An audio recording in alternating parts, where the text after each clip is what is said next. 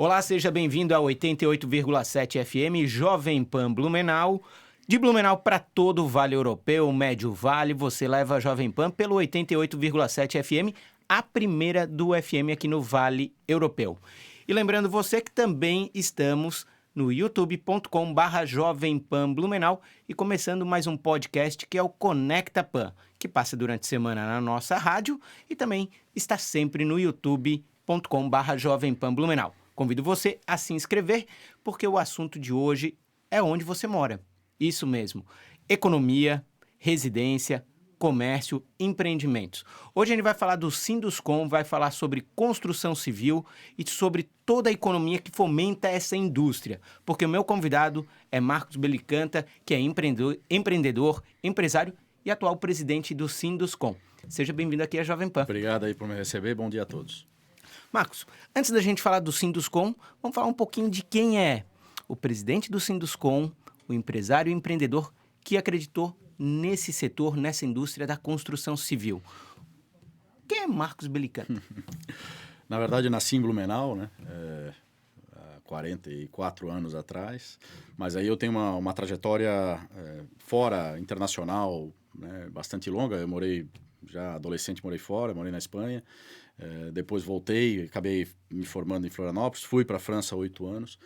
Né? E aí a gente voltou para Blumenau para montar a Habitat, que é uma construtora aqui, então há 15 anos atrás. Né? A gente acabou voltando, uma cidade boa de se viver, a gente tem essa ligação com a cidade e a gente achava que tinha potencial para uma qualidade de vida. Né? Blumenau é uma cidade onde tem boas escolas, aí quando você pensa em ter uma família, acho que é uma cidade legal. E uma outra pergunta também assim, quando a gente olha, você é empreendedor, por que escolher esse setor da construção civil? Assim, a gente sempre teve uma ligação com o imóvel. Meu pai gostava muito de imóvel e tal, né? Mas a gente não tem historicamente na família algum empreendedor na área do ramo imobiliário. Meu irmão é arquiteto, se formou em arquitetura, eu sou engenheiro mecânico. Mas, em realidade, a gente via um potencial. Como a gente morou fora há muito tempo, a gente olhava para o setor da construção civil e via que tinha a possibilidade de trazer coisas novas para o setor. Né? E aí a gente começou, há 15 anos atrás, a gente fez um empreendimento inicialmente de 4 pavimentos, e aí foi, né? Começando, depois fizemos 2 torres, e a gente vai fazendo. Agora a gente está aí com, basicamente, 3 obras em andamento. Uma a gente está entregando, uma a gente está começando, e outros 2 empreendimentos que estão em construção. A gente tem aí uns 450 apartamentos em obra. E uma pergunta, como é que essa experiência de Espanha, França, te trouxe uma nova visão para fazer esse setor imobiliário aqui na cidade de Blumenau, criar uma harmonia? Porque quando a gente fala de Espanha, fala de França, são países que têm já uma história muito mais longa, uma evolução econômica e social diferente da nossa realidade Brasil. Óbvio que Santa Catarina e Blumenau tem uma diferença do Brasil. Uhum. Não, assim, evidentemente que a experiência internacional te traz uma visão diferente em relação ao que pode ser o mercado. Então, a gente está sempre olhando para fora, né? Sempre que a gente vai fazer alguma coisa, um novo empreendimento, trazer novas ideias, a gente olha para fora. Então, essa experiência internacional, aquilo que a gente viveu, né? Eu morei na Espanha e na França. Meu irmão, que é meu sócio, ele morou na Espanha também, mas depois ele foi morar em Londres e Dubai. Então, essa experiência internacional faz que a gente está sempre trazendo coisas novas, né? A gente lançou agora um empreendimento bastante inovador, porque a gente chamou de condomínio refúgio. O que é isso? Né? A gente acabou integrando a natureza num empreendimento vertical, de apartamentos. É raro você ter isso. Né? É raro. Então, a gente vai olhar para fora, a gente vê que isso era um anseio, digamos, da população. Evidentemente, calhou de ter o terreno certo no lugar certo para conseguir fazer esse tipo de proposta.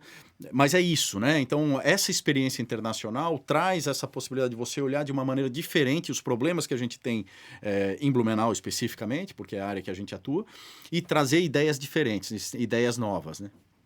E aí, agora falasse do refúgio, né? E no último ano, quando a gente falou da operação de vocês, não se falou só do setor imobiliário e da construção, mas se falou também de uma questão de engenharia, logística e ambiental. Como é que foi trabalhar o transplante de árvores na cidade de Blumenau, que As pessoas estavam paradas à noite, olhando ali na rua, quando vê um caminhão com uma árvore gigante passando. Assim, esse foi um projeto super bacana que a gente fez. O transplante aconteceu, acho que foi dia 23 de março, o primeiro. Na verdade, a gente transplantou 4 árvores, né? E assim, não são 4 árvores, são 4 árvores de grande porte, elas tinham 50 anos. E a gente tinha, num empreendimento que a gente está construindo aí próximo da Vila Germânica, a gente tinha, era um terreno da família, tinha uma sibipiruna, uma nogueira, uma jabuticabeira de uns 40 anos e a gente tinha uma gabiroba também, que é uma árvore nativa. E eles ficavam no meio do prédio, então ou eu cortava ou eu transplantava. E aí a gente envolveu, basicamente é um projeto que envolveu aí umas 25, 30 pessoas, tá? Ele não é um projeto simples de ser executado. Ele foi pioneiro no Brasil porque é a primeira vez que se transplantou uma árvore tão grande deitada. A gente teve que deitar a sibipiruna e aí a gente levou ela para o Parque Ramiro. Hoje ela está no Parque Ramiro, ali do lado da Profamília. A gente tem ainda um acompanhamento, digamos, por arboristas, né, por pessoas especializadas, mas essa aí está garantido, vai viver.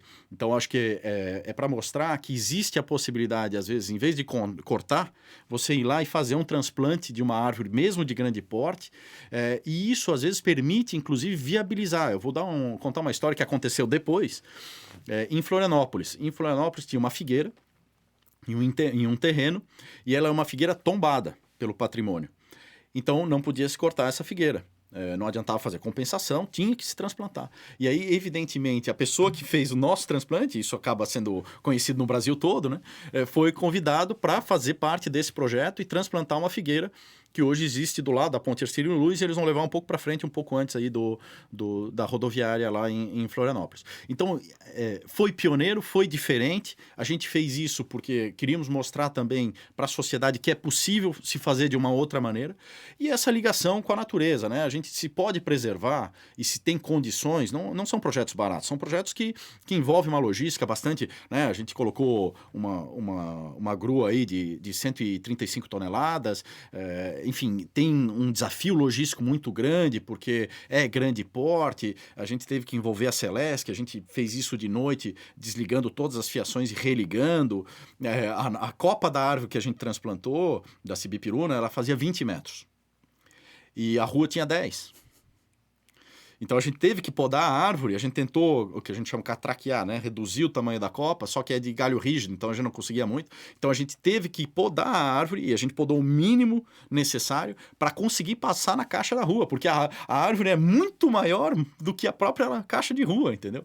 Então são desafios que a gente tem, mas fica para a história e a gente deixa isso, a gente diz assim, né? Essa árvore, ela ficou 50 anos no terreno da família e agora a gente quer deixar para os próximos 50 anos, no mínimo, para a sociedade, né? Tá lá no Parque Ramiro plantada, né? E super bonita. Então, projeto aí, um desafio bem bacana. A gente gostou demais aí. Falasse uma palavra que era a minha pergunta. Desafio. Deu para perceber que você gosta de desafio, porque o setor imobiliário, da construção civil, ele é um setor que tem diversos desafios para conseguir fazer um empreendimento sair de uma ideia para se tornar uma realidade. Mas a primeira pergunta que vem sobre o desafio é: por que aceitar o desafio de liderar o Sinduscon? Não, eu acho que isso foi um processo natural para mim. Tá? Na verdade, o presidente da época era o Renato Schramm, então uma pessoa com quem eu tenho uma amizade pessoal, um cara assim com uma visão fantástica. E eu já estava envolvido, né, na questão associativa. A gente sabe que o Sinduscon ele tem a responsabilidade de dialogar com o poder público para o desenvolvimento da cidade. Não só o poder público, né? A gente tem um relacionamento extenso com outras entidades, enfim, com o próprio laboral, mas muito forte também nessa questão do diálogo com o poder público. E aí isso veio naturalmente, sabe? Eu acho que o objetivo era contribuir, era poder olhar os problemas que a gente tem de desenvolvimento urbano, de empecilho ao próprio desenvolvimento econômico de Blumenau e trazer ideias novas, diferentes, né? Então, é isso que eu acabei fazendo ao longo desses últimos 4 anos e meio aí, que eu estou à frente da entidade, né? É sempre isso, né? melhorar, né? A gente está aqui para contribuir. É um período, a gente passa um tempo, doa do seu tempo. Eu acho que é importante isso, porque quando você tem alguma coisa para dizer e que pode ajudar a modificar o contexto onde a gente vive, tem que ir lá e se doar mesmo e fazer isso.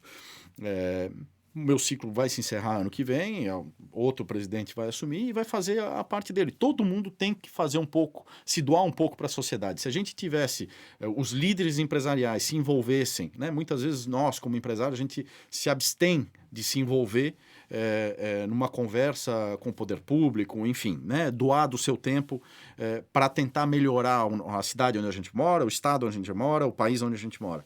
E eu acho que, de uma maneira ou de outra, a gente tem que se envolver para que as coisas melhorem. É muito fácil e confortável sentar numa cadeira, na frente do meu computador, do meu telefone, e reclamar dos outros. Mas na hora que você tem que colocar a mão na massa, trazer ideias diferentes para tentar justamente fazer a coisa andar, é bem mais complicado, né? E você acaba se expondo, muita gente não gosta porque se expõe pessoalmente. Eu não vejo dessa maneira, eu vejo que quando você tem um diálogo construtivo, né? Ou você tenta trazer ideias e construir algo em cima disso, o poder público também entende isso e também é predisposto a conversar. Então, foi um desafio durante esses últimos 4 anos. Pegamos pandemia, né? Não foi fácil. Tivemos aí um diálogo na época que fechou tudo, enfim, né? A gente também tem que participar para tentar abrir as coisas. Foi parte do processo. Mas eu acho que o balanço ele é positivo, sabe? Quando eu olho 4 anos atrás, quando eu assumi, e hoje, a gente conseguiu evoluir em vários pontos específicos. Tem muita coisa para ser feita ainda, mas a gente conseguiu destravar, de uma certa maneira, muito investimento em Blumenau por essas pequenas evoluções através dessas conversas que a gente tem com o poder público. Dentro disso, o que evoluiu ao longo desse tempo a questão de viabilidade de construção do setor imobiliário aqui em Blumenau e o que ainda são as amarras que dá para se refletir que pode se melhorar? Vamos lá, algumas coisas aconteceram, né, ao longo desse último período. O plano diretor mudou em 2010, ele trouxe algumas restrições de construção em algumas áreas. O poder público ele é vivo, né? Então ele vai se alterando, ele vai criando novas regras burocráticas ao longo do tempo. A gente melhora algumas e aí aparece mais uma coisa que, de repente, mais uma licença, mais... É sempre assim, tá? E esse é um dos debates que a gente tem, por exemplo, no que está sendo feito, e eu tenho uma conversa fluida com o secretário Éder, e tenho certeza que o prefeito está alinhado com isso também, da gente tentar acelerar o tempo para se tirar um alvará de construção em Blumenau, né? E está havendo aí um processo de digitalização da prefeitura. Estive com o secretário umas 2, 3 semanas atrás sobre esse assunto especificamente. Esse ano existe um objetivo dentro da prefeitura de se digitalizar tudo e colocar todos os processos que a gente tem, ambiental, de geologia, de drenagem, a aprovação de planejamento, tudo em paralelo, vinculado ao alvará de construção no final. Então, hoje eu tenho um processo que é sequencial. Eu primeiro tenho que aprovar o projeto, para depois mandar para a geologia, depois a drenagem, depois o meio ambiente, depois isso, depois aquilo, para chegar lá no final e tirar o alvará de construção. Se eu puder fazer tudo isso em paralelo, esse tempo que é sequencial, ele acaba se achatando. Então, se hoje eu posso levar aí de 12 a 24 meses para tirar a licença de um empreendimento vertical, um prédio aí de mais de 5, 6 mil metros quadrados, talvez eventualmente a gente consiga ter um objetivo de tirar em 4 meses. É um ganho significativo, né? O mercado ele oscila bastante, a gente já viveu, né, inúmeras oscilações, só nesses últimos anos aí, 2019 um ano bom, 2020 ano de pandemia, final do ano 2020 e 2021 bom, esse ano ainda, o primeiro semestre, apesar de todas as previsões ruins, foi muito bom. Teremos eleições aí, mas também não acho que essencialmente vai impactar demais o nosso mercado. O juros subiu muito, mas o juros pro mercado imobiliário não subiu tanto porque ele é limitado com a questão da poupança, né? A captação de recurso vem da poupança. Enfim, e aí com isso a gente avançou, tem avançado nas conversas. E a questão pontual de plano diretor que a gente teve nos anos anteriores, tanto na questão do meio ambiente, que travava muito durante um período, a gente teve bastante problema no meio ambiente, isso a gente conseguiu resolver. Questões de índices construtivos, né? Numa conversa que nós tivemos com a prefeitura, a gente conseguiu liberar a construção de novo na área do Vitor Conder e da Alameda, que eram regiões que tinham um índice de construção muito baixo no plano diretor de 2010, eles tinham reduzido demais e inviabilizava a incorporação. Então, com essas alterações, a prefeitura passa a ganhar.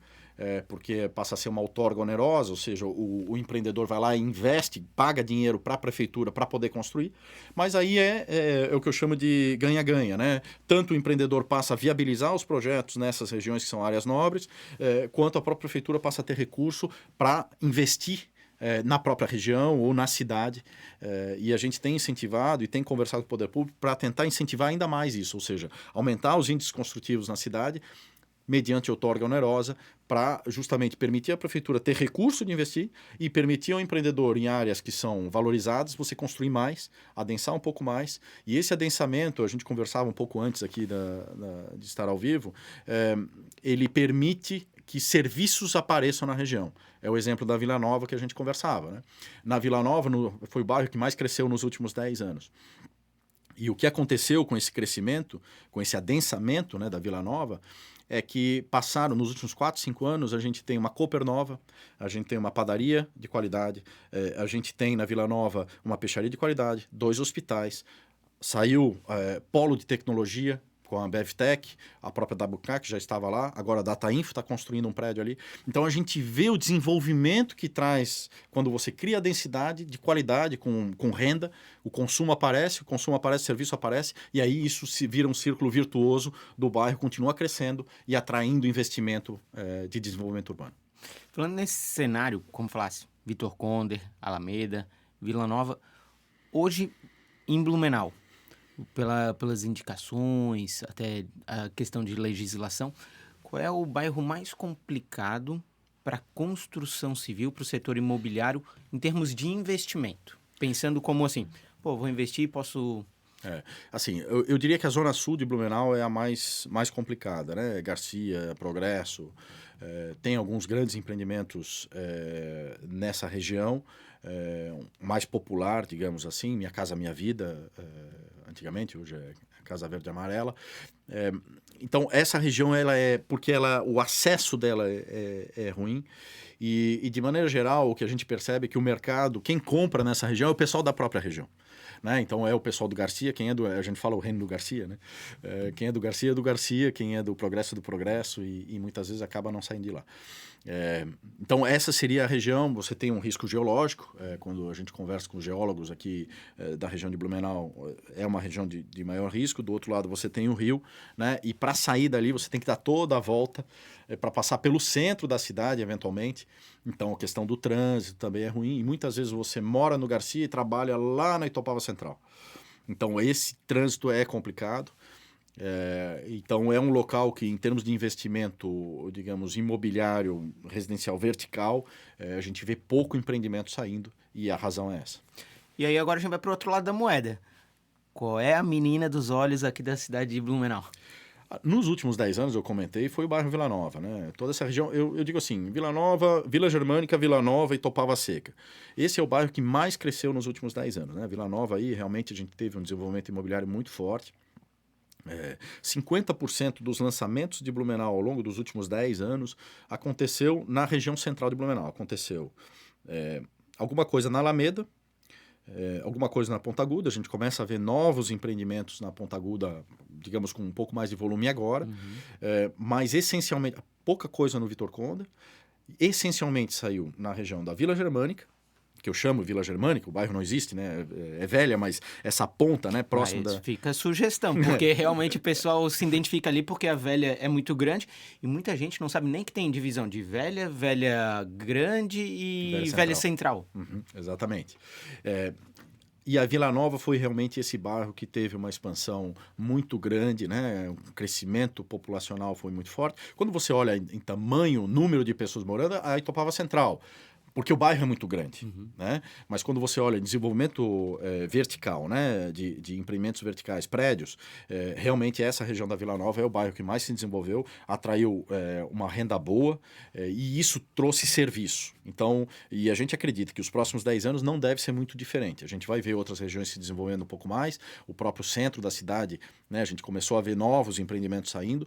Mas eu continuo acreditando muito nessa região da Vila Nova e Topava Seca. Eu acho que os próximos 10 anos vai continuar se desenvolvendo e vai ter cada vez mais serviço, né? A gente conversava sobre os colégios, saiu o Colégio Adventista ali próximo, o próprio Bom Jesus, a priori, comprou um terreno ali próximo também.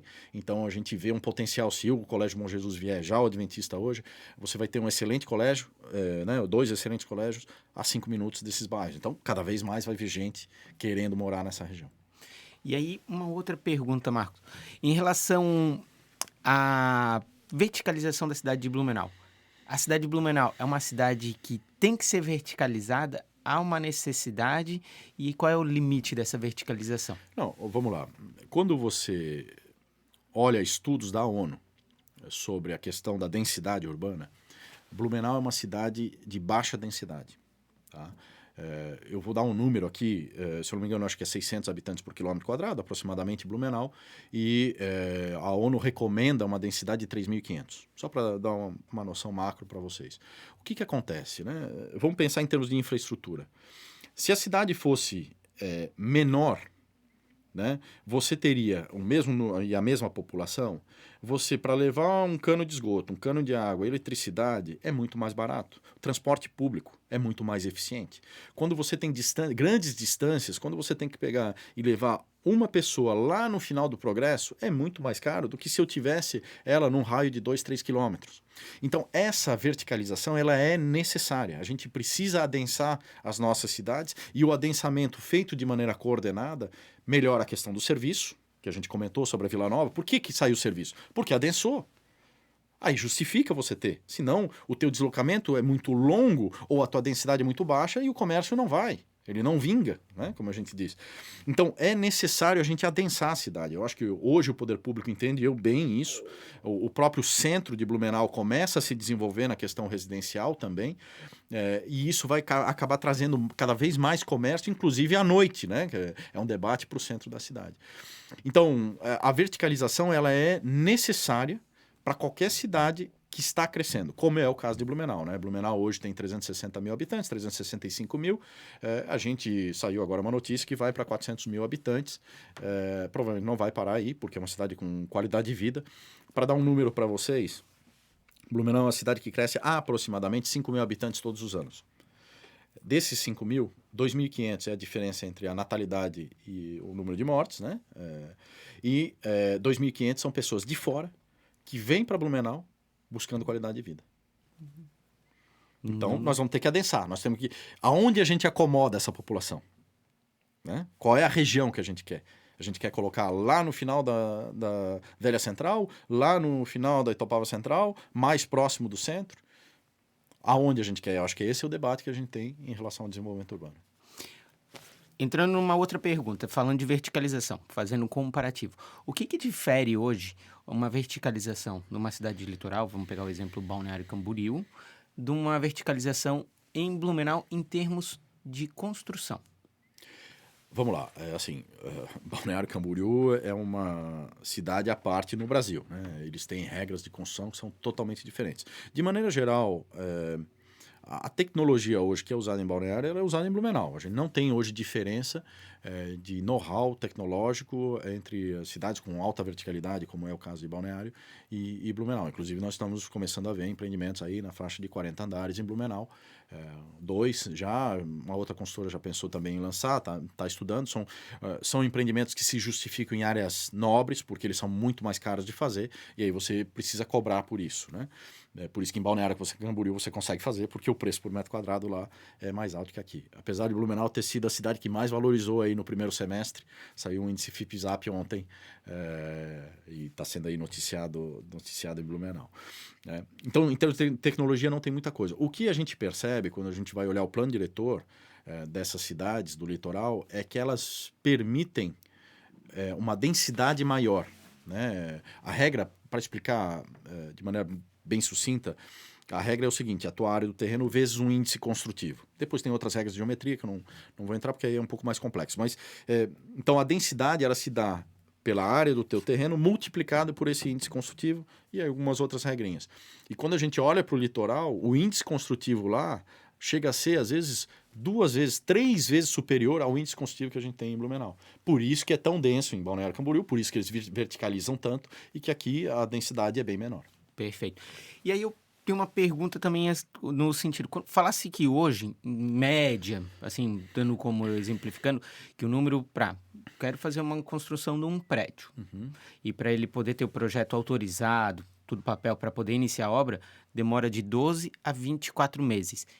Isso é muito tempo? E aí a outra pergunta que tem até a expectativa daqui a pouco de simplificar e tornar em 6 meses, e se temos alguma cidade que serve de exemplo para Blumenau nisso? Olha, assim, eu não aprovo projeto em outras cidades. Eu diria que isso é um problema crônico no Brasil. Tá? Tem cidades como Itapema, próprio Itajaí, que adotaram um projeto simplificado para acelerar esse processo de aprovação, que é a conversa que a gente tem tido com o poder público hoje. Né? Projeto de simplificação, a gente já levou para a prefeitura, era o Renato Schrank, que ainda era presidente do Sinduscom. Então, isso já faz aí mais de 4 anos que a gente sugeriu para a prefeitura modificar e simplificar a aprovação de projetos. E aquilo que eu comentei contigo, 12 a 24 meses é muito tempo. Né? Vamos olhar 24 meses atrás, aonde a gente estava, no meio da pandemia. Então, sim, 24 meses é muito tempo. Né? O mercado muda em 24 meses. O ideal seria que a gente conseguisse aprovar os projetos em 3, 4, 5 meses. Eu compro o terreno e faço a aprovação e termino, tiro a minha incorporação em 4, 5 meses. Isso seria o ideal, o mundo ideal. Por quê? Porque aí a gente tem o que a gente chama de market fit. A gente consegue olhar uma necessidade de mercado, a gente vê o que está acontecendo, consegue adequar o projeto, aprovar ele, incorporar e colocar isso à venda. Quando você tem que antecipar uma tendência 24 meses antes, o mercado muda totalmente.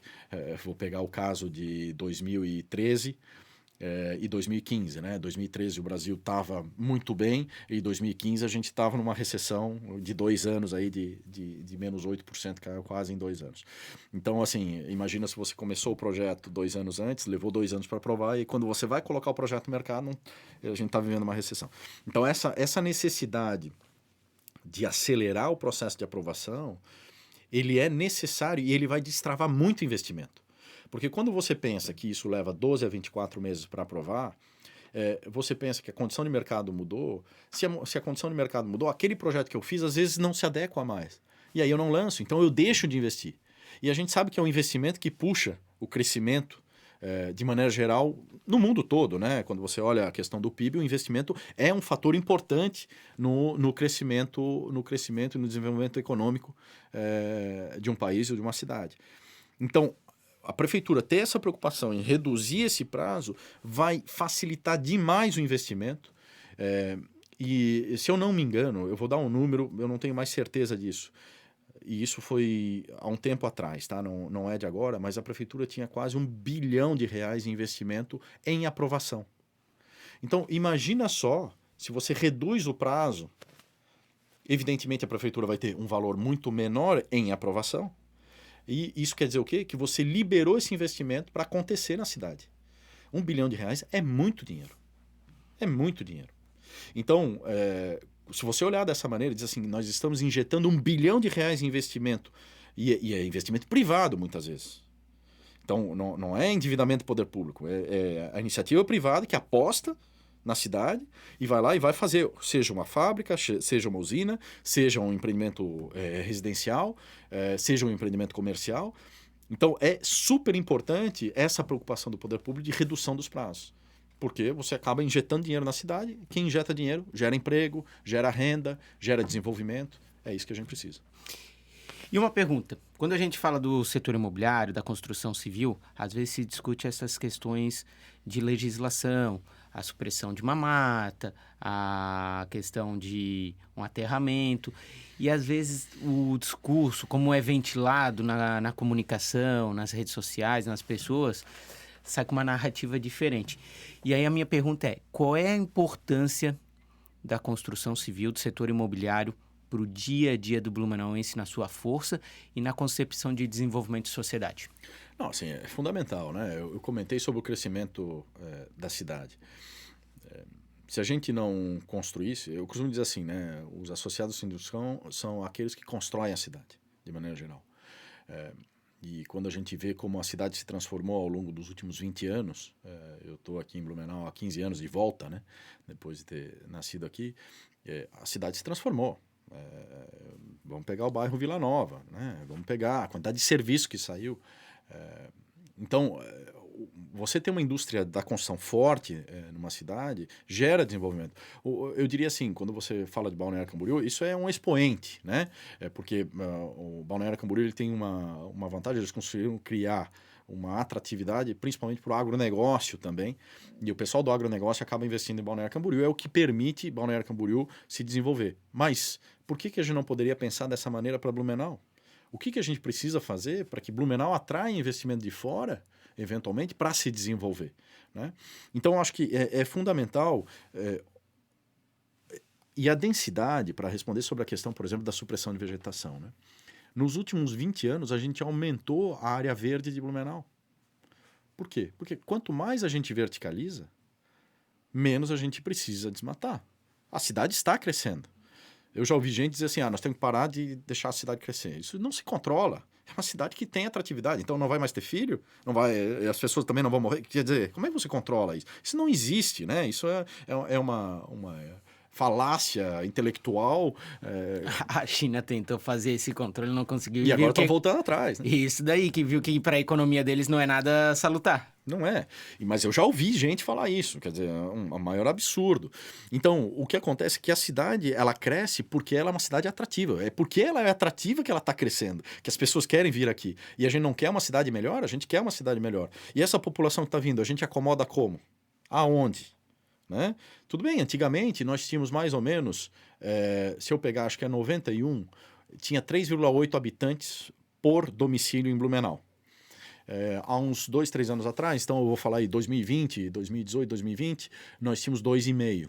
E a tendência é a gente ir cada vez diminuindo mais, né, o número de habitantes por domicílio. A gente vai para 2, né, uma tendência. A Europa já tem hoje, quando você olha, que é uma sociedade madura, né, você tem aí mais ou menos 2 habitantes por domicílio na Europa. Isso é uma tendência, eu diria, no Brasil, Blumenau, né, principalmente, que é uma cidade mais desenvolvida. Isso quer dizer o quê? Que antigamente, quando você tinha 1.000 habitantes a mais, a gente dividindo por 3,8, vamos dividir por 4, a gente precisava de 250 novas residências, para fazer a conta bem macro. Se a gente for para 2, a gente precisa de 500 residências, para acomodar a mesma população. Como é que a gente acomoda essa população? Aonde a gente coloca ela? Né? Nós vamos dizer que não pode mais morar? Ou a gente vai mandar morar lá no final do Progresso, que a gente estava falando, ou lá no final da velha central? As pessoas também têm acesso. E é aonde entra a indústria da construção. E o fato da gente criar densidade permite que essa população more em regiões melhores, com mais serviço, com boa educação, com boa saúde, com comércio. Né? Então, e a gente acaba evitando justamente invasões que a gente vê nos morros. Uhum. Né? Então, a questão hoje, quando a gente olha a questão da supressão de vegetação, nós fazemos isso de maneira legalizada. Quando você não tem uma indústria organizada, isso se faz de maneira totalmente irregular. Então, a indústria da construção, na verdade, evita o desmatamento. Porque com o aumento de densidade, a gente preserva os morros. Se a gente não tivesse esse aumento de densidade, as pessoas iam morar em algum lugar. E acabam invadindo, desmatando, como aconteceu em vários lugares aqui que a gente conhece. Uhum. Não. Basta dar uma circulada, olhar para um morro, vai ver que tem toda uma supressão e umas construções que ali deve ter uns engenheiros sensacionais. Ou não, né? Não, nesse sentido mesmo. Não tem nada. Marcos Belicanta, eu queria agradecer a tua participação. Dá para falar de muita coisa. Eu estou com uma pergunta engatilhada aqui quando agora falasse da questão sobre a diminuição de pessoas por unidade habitacional. Aí tem essa visão que agora nos últimos 2 anos a gente viu o crescimento dos lofts. Só que eu vou ficar estendendo demais a nossa entrevista. Vou deixar o convite aberto para a gente voltar a bater mais uma conversa como representante do Sinduscon, como presidente, mas também para falar como empresário e uma visão de mundo. Eu queria agradecer a tua participação aqui na Jovem Pan. Eu que agradeço, Neto, pelo convite. Fantástica aqui a conversa. Sempre que quiser, estou à disposição. Então, tá bom. Gente, obrigado pela participação de Marcos Belicanta, presidente do Sinduscon, empresário, empreendedor, também participa de diversas entidades aqui em Blumenau, em Santa Catarina. E esse foi o nosso bate-papo. Com certeza vamos ter outras rodadas e convido você a curtir na 88,7 FM aí a Jovem Pan e também no nosso youtube.com/Jovem Pan Blumenau. Valeu!